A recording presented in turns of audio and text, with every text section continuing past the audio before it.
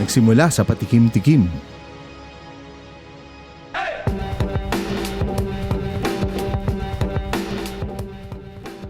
Pampanga Part 2. Nung Part 1, pinakita ko sa inyo kung saan ako kumakain ng masarap na barbecue at sisig. Sa Junjun's. Solid ang sisig dito. Solid din syempre ang barbecue.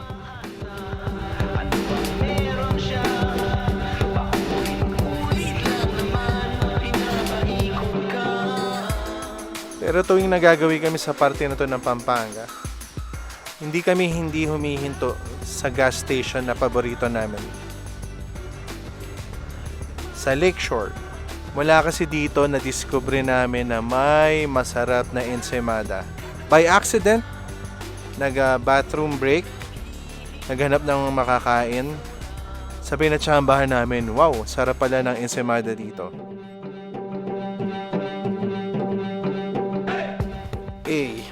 Ang dami mabibili dito. Dami, magtingin-tingin ka lang, ang daming pasalubong kasi pasalubong center ata talaga tong gas station na to.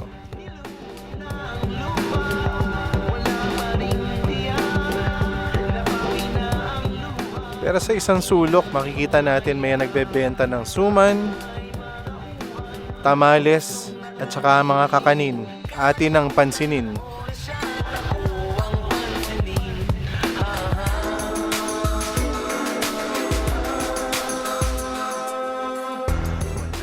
Yun na yun, ano? Ito sir, masaba, Ito, kamales, 1, 2, 3, 4, 4. Oh, ate, ano nga to? Saan gawa to?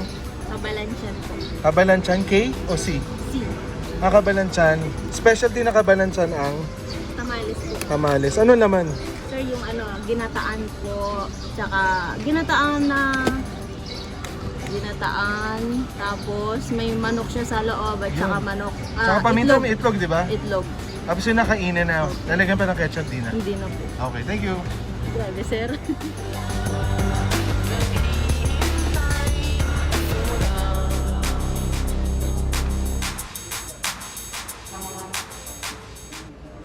Ayun na nga. Dito sa gas station na to, sinadya namin tong pwesto ng Chef Liam Bread and Pastries. Dahil sa ensaymada nila. Kasi lang ubi ensaymada, may regular ensaymada, yung mga cheese bread, at syempre merong special ensaymada queso de bola. Yun lang, dalawa na lang. So hinanap namin yung main branch nila, main bakery. Sabi umexit kami sa Mexico.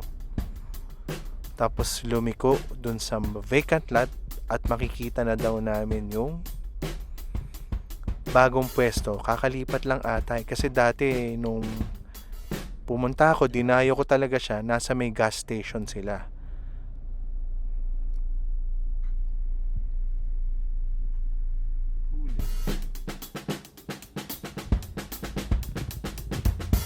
Tara, pasok tayo sa loob. Tingnan natin na hindi lang ensaymada sigurado ang mabibili natin dito na masarap.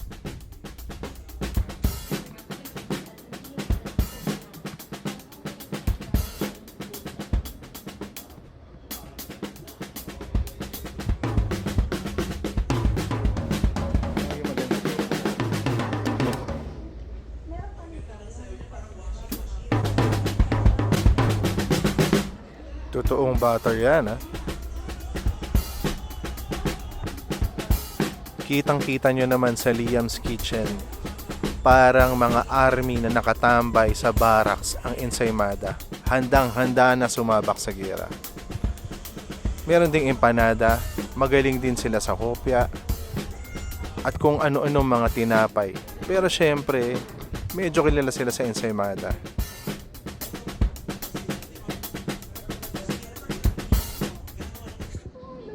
Cheese roll nila, mapaparoll si Rame sa sarap. Cheese roll.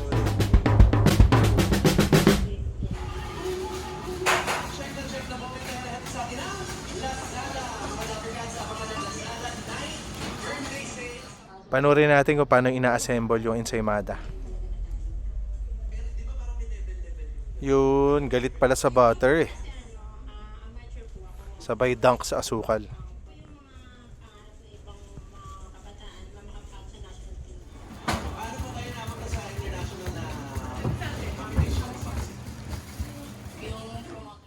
Yan naman talaga nagpapasarap dyan. Queso de bola.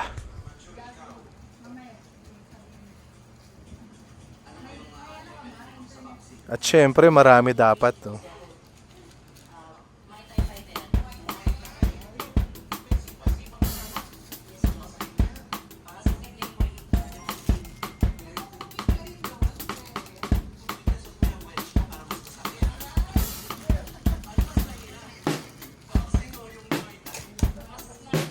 Muna natin itong Chef Liam.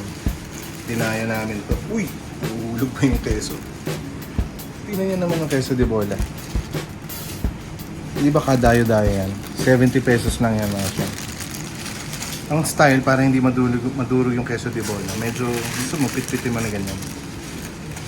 Para maging compact siya. Kanya-kanya naman style. Pero bigyan na natin ang kagat to.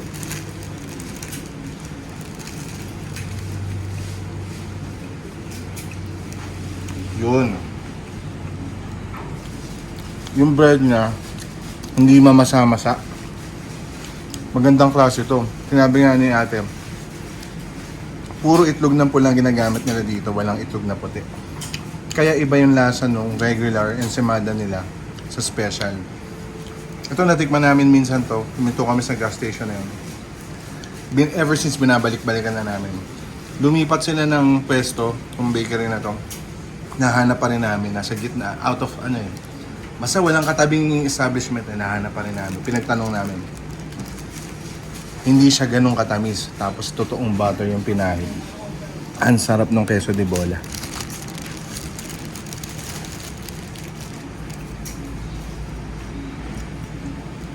Ang sarap. Ito yung ensaymada, hindi mo na kailangang i-toast. Diretso na, wala ka nang iti-tweak. Kape na lang o tsokolate. Solve na solve ka na. Yan oh. Nagkalat pa ako sa sobrang dami ng queso de bola. So, 70 pesos. Medyo malaki yung yung ensaymada. Sobrang sulit talaga eh.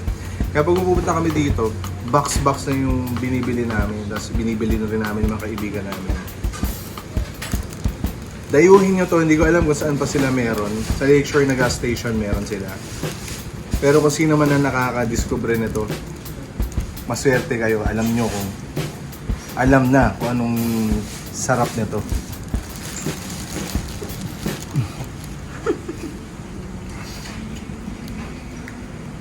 Ubod ng sarap. Totoong butter talaga eh. Yun eh. Okay. Hindi ako maka-get over kung gaano kaganda yung tinapay nila dito. Kasi ito talaga yung ensimadang hinahanap ko. Nakatikim ako dati nito nung bata ako na hindi naninikit sa ngalangala mo pag kinagat mo. Hindi didikit sa ngipin mo. Tingnan mo. May air yung yung space na yan. Ayan, no? Pero hindi siya dry na dry. Perfect siya pag kinain mo. Ayan na. Malambot. Hindi ka mahihirinan eh. Hindi ka maghahanap ng soft drinks o tubig agad. Kainin mo diretso, okay ka na. Alisa kami kaso sabi ni ate, isa to sa bestseller nila, ube cheese pandesal. Hindi ako nagpapanggap na eksperto dito pero hindi rin ako mahilig bumili nito pero sinasabi niya dapat kong matikman. Titikman natin yung isa. Pansin ko agad yung mataba yung nila oh. So, magkano isa nito ate? 200 isang box. Totoong keso totoong ube daw yung laman. Pakita na natin. Yun. Tunay. 295.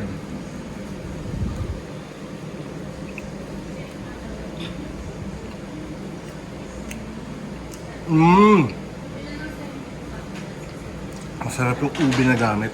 Tama kasi bago pa lang sinasabi na niya yung ube nila. Ang sarap. Pinong-pino, parang butter sa loob ng bibig mo yung texture ng ube nila. Tapos yung bread, sobrang soft. Walang laban sa buong Malambot na malambot pag pinindot mo nga, ayan kukompress. Yung queso na ginamit,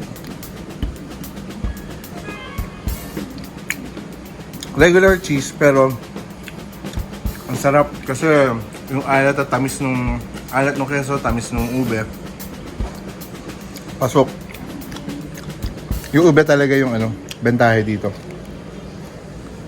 Kaya bestseller to.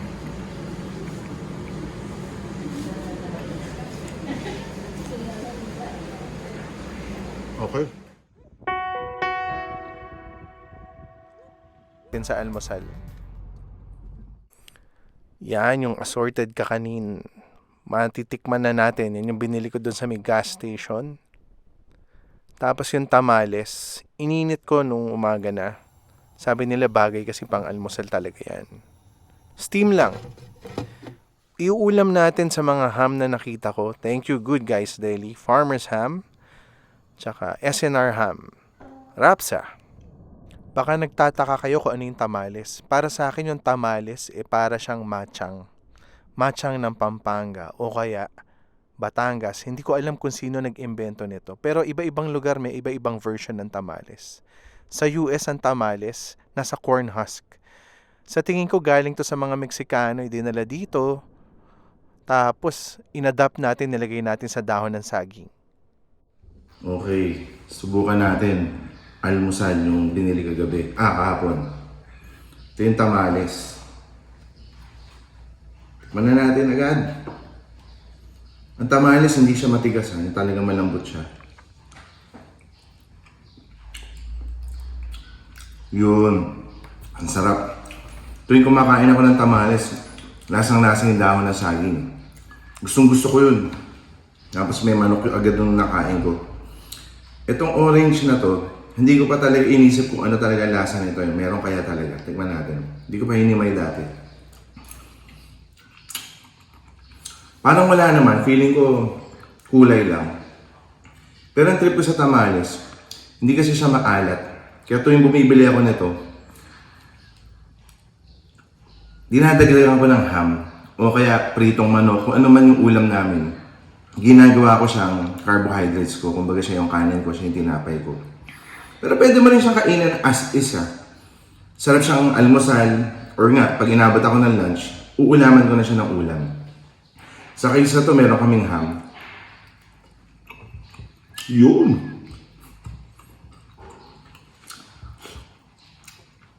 Champion yun. Pamata yun. Sarap.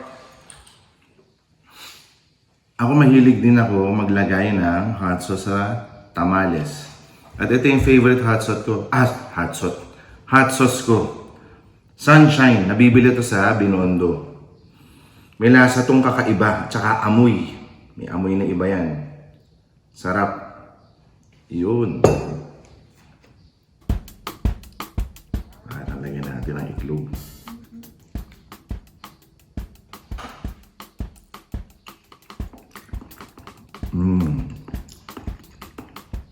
Bagay talaga ito, may ham.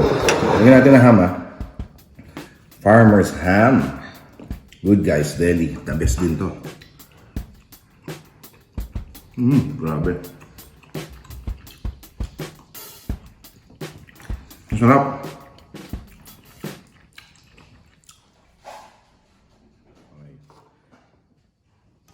Okay, kaya ako ito binili dahil nakita niyo mga sunog-sunog na yan. Meron kasi akong gustong bilhin sa Cavite na bibingkoy. Feeling ko magkamag-anak ito. Isa lang naman ang base nito. Malamang gawa ito sa malagkit Subukan natin. Minicrowave ko lang Tapos sabi ni ate, meron to mga munggo-munggo. Yun nga May munggo nga Pero hindi todo dami munggo. Tikman ko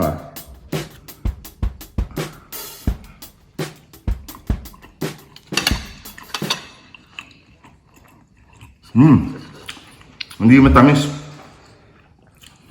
Parang tikoy na mas malagkit.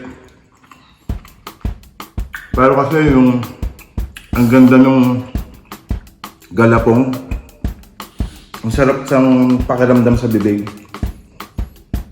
Hindi ka mauumay dito. Wala talaga siya halos tamis. Pero nalalasahan ko yung sunog nito. At saka yung red mango. Pero hindi rin strong lahat. Lahat ng flavors walang sobrang tapang.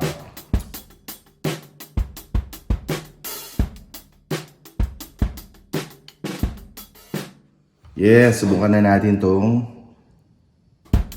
4 na klase ng kakanin. Pero si ate hindi niya masabi kung ano to eh. Tikman ko muna itong violet. Siyempre, hula ko, ube to.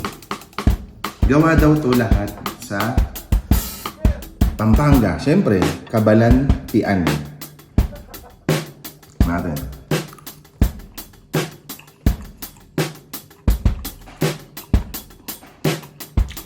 Hindi rin strong ang flavor. Hindi rin siya lasang-lasang ube. Lasang malagkit siya na merong coconut. Ito ata, ito rin yun eh. Yung kinain natin kanina. Same. Tikman natin tong green. Baka naman iniba lang ang kulay na to.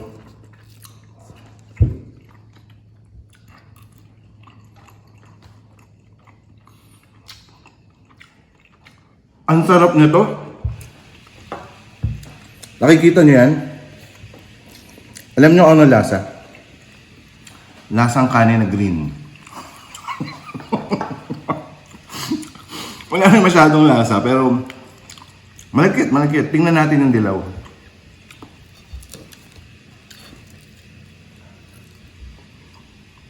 Iba yun. Dilaw yun. Yun.